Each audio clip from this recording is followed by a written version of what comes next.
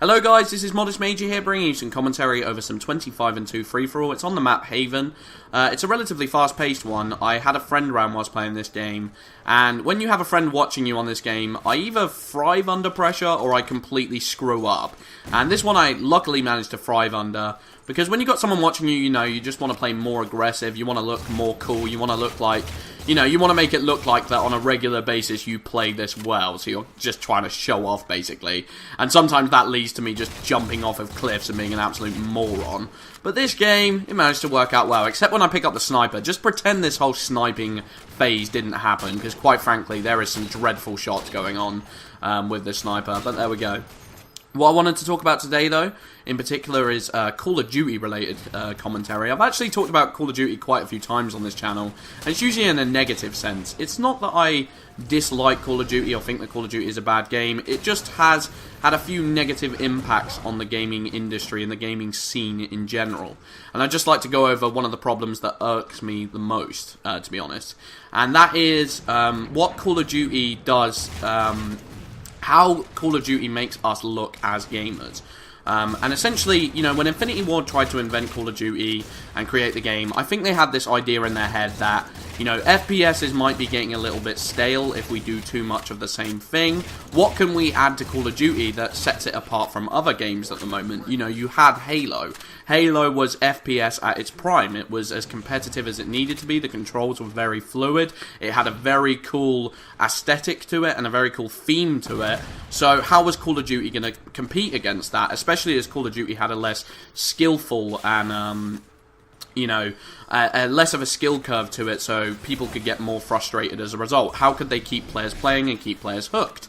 And, what they decided to do was add an RPG overlay to it, an experience system, a system in which you could unlock camos for getting a certain number of headshots. You felt rewarded as you were constantly playing it, and then, so the rewards didn't get stale, you had this option to prestige, so you could go for the unlocked one more time, and it was a really cool system. It was, you had the challenges, you had, headshot challenges, use all the weapons within each tier, so use all the assault rifles, use all the snipers, and it gave you an incentive to try out more of the game, sort of similar to achievements on Xbox Live.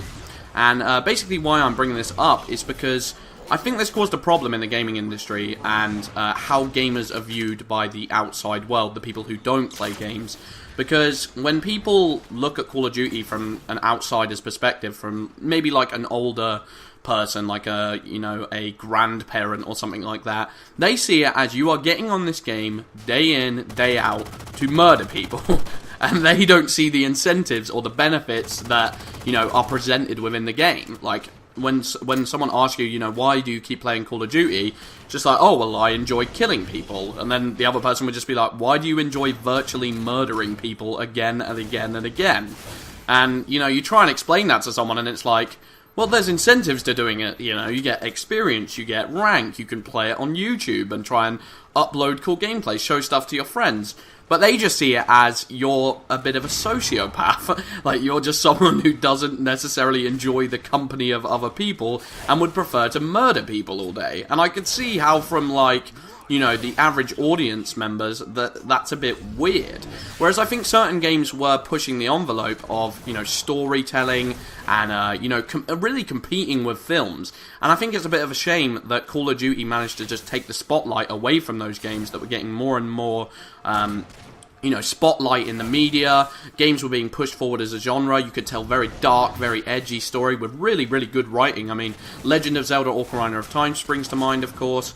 But there's a number of games that managed to just push the envelope. I think Nintendo itself were kind of like the Disney of the gaming industry. They could just create a sense of magic that not many other companies could. And I think that was something that was really positive. It was helping kids learn and giving kids a cool experience that they remember for the rest of their life, and it's not something that the average person could really scoff at if you grew up on one of those games. Whereas Call of Duty, I understand the negativity, and it's almost a shame that it got as popular as it did, because it kind of belittles what gaming is about. It kind of it makes us, it stereotypes us as sort of like these people who are just like antisocial, who want to spend all day murdering the enemy team and practicing murdering. I don't know. I can see how, from an outsider's perspective, it might look a little bit strange, and it's a shame that gaming. I just want gaming to be taken more seriously as a medium.